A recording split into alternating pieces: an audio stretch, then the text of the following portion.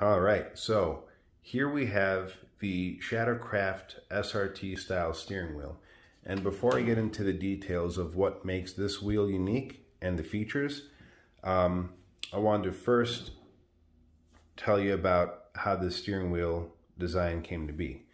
It was either the end of 2019 or the beginning of 2020. I was going through Instagram looking at all these steering wheel companies, all the US steering wheel brands on Instagram and Facebook, and I quickly realized that all of the steering wheels from all the brands, pick the top 20 that come to your mind, they all look alike, exactly the same. Same features, same styling, same imperfections. And what's worse than that is the SRT style steering wheel and the Mustang and the Camry and the Civic and the Veloster and the F-150, they all share the same body, the same looking body. The only difference, obviously, of course, is the 6 o'clock spoke, the buttons, and the shape of the airbag. But the whole top arch, the whole bottom body, and the sides and the body lines, the same exact thing. So knowing that even if you have 15 different brands you can shop from, most people are thinking that they're getting 15 different options to choose from, but they're not. They're getting the same option from 15 different companies at 15 competing price points at 15 prices that are grossly overpriced compared to what it costs them to purchase a steering wheel from China. So I realized I need to come out with something better than that, and I need to come out with something that is made here in the US and in the house, because these muscle cars, all cars actually, but in particular the muscle cars, the Mopars, the Fords, the SSs, they need to have, or they should have, a domestic made steering wheel, not a Chinese one. Anyway, with our design, you can see side by side, if you were to put this side by side next to one of the Chinese ones, you'll immediately see that we're offering a completely different design. We've got a more aggressive flat top. It's a more aggressive top, and it's flat, I should say. We've got our 12 o'clock ring grooved, which in my opinion, the grooving of the 12 o'clock ring, it does something that the other steering wheels don't. By adding these lines here, it draws your eye and it accentuates all the other body lines that we put into the steering wheel that you otherwise might not notice at first glance. There are two body lines down here, one here. We've got one nice swoop over here. Even on the back side, we threw body lines there. And well, that brings me to my next thing. The back side of the steering wheel, I'll show you in a second, it's got a lot of shape there. And you can't see it, but you can feel it. And the reason that is because I wanted to come out with the most comfortable 10 and 2 hand placement compared to any other steering wheel, factory or aftermarket. So if you look right above where the cut is, you'll notice that the shape starts out concave, goes to convex right around here, and then back to concave. And it's the same way on the back side, but you can see right here we're missing a lot more material. And the reason that is because I wanted to have a perfectly molded area for the hand to sit at the 10 and 2 o'clock positions. Your palm goes here, finger placement goes right in the back. It's a very comfortable grip. So that's shape, form following function right there. If we move down to the bottom of the steering wheel, you'll also notice that this is divided into 3 sections. And the reason that is because you'll notice on the competitors' steering wheels that this is one massive piece. And the issue with that is when you have the carbon fiber draped all the way across and you're working on the center first, you always start with the center. You're getting that carbon fiber nicely tucked and molded into the shape. The carbon fiber that you're not touching is sticking down and it's touching wet resin. and every time you lift it to give yourself the slack you need or to reposition it, every time that carbon fiber is being lifted and put down, it's destroying the pattern. It's skewing or distorting the weave, I should say.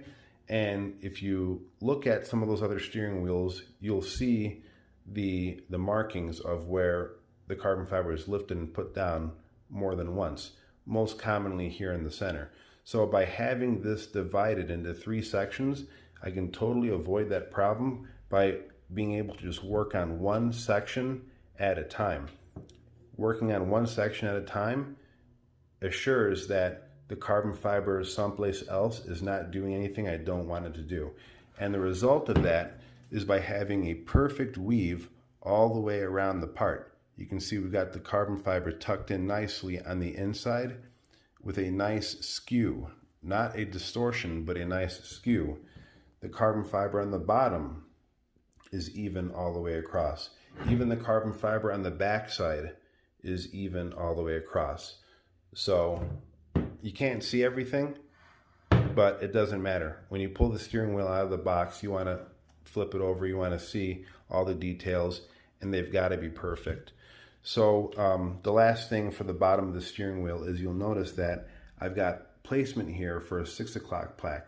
For the SRTs, the Hellcats, the Demons, the SRT Jeeps, the SRT 300, we've got an option for you where you can write down, you can have it scripted, SRT, Hemi, 392, 300, SRT, whatever.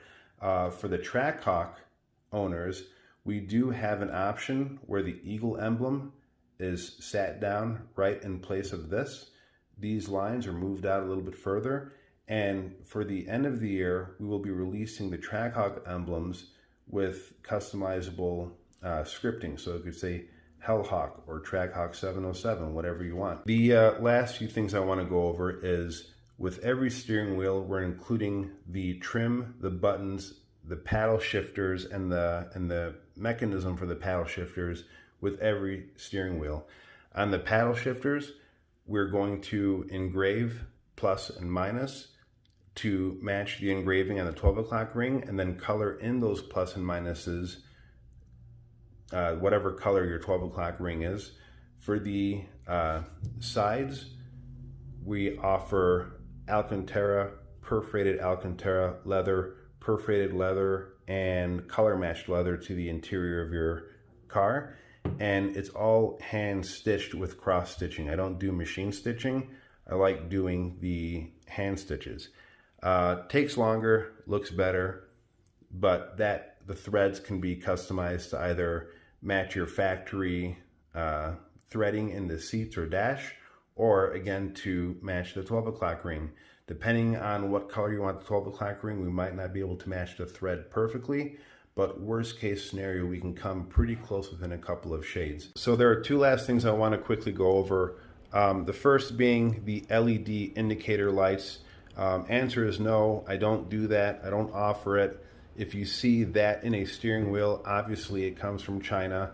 Those are not, the lights obviously are LEDs, but the entire product is sold using the LED name tag, and it's not.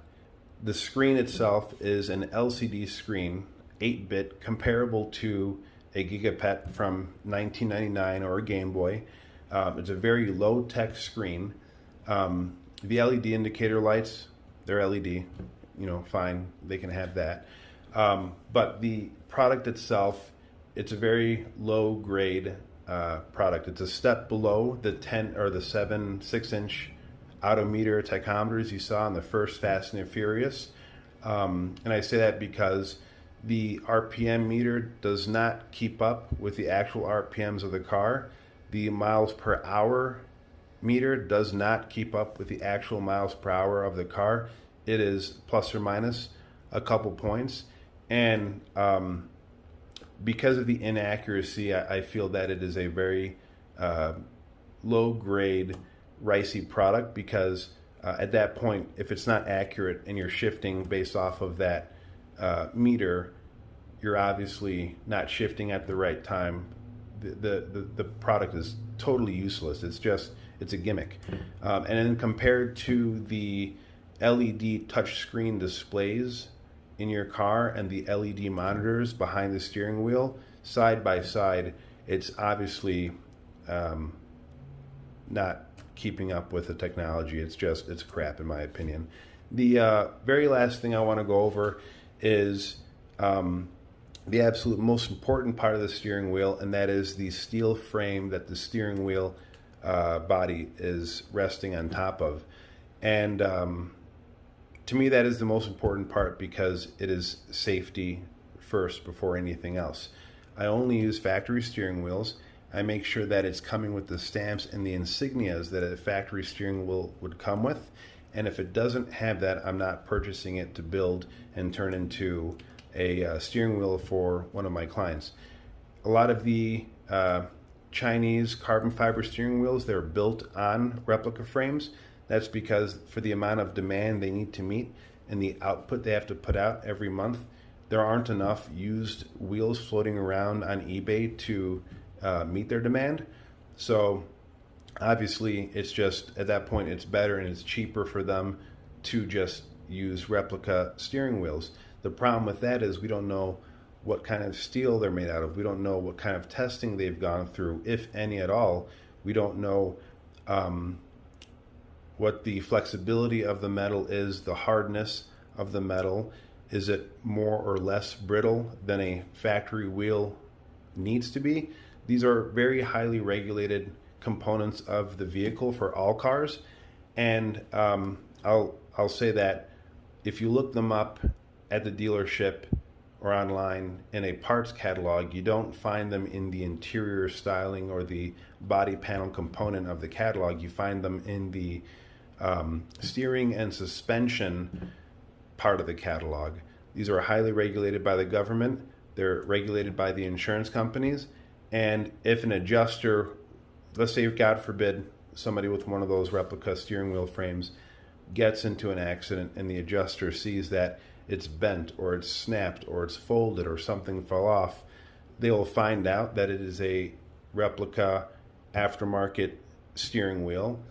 And then at that point, it incentivizes them to just deny the claim altogether, because they can then blame the accident on a bad steering wheel. So at least by using a factory steering wheel frame under the work, if you want to call it a body kit on top of a steering wheel, whatever, at least we're not sending out something that isn't going to meet any kind of government or insurance requirements, regulations, and whatnot. Like I said, to me, that's just the most important thing for me, the safety. Everything else comes after safety. If you're watching this and you decide you still want to go with one of the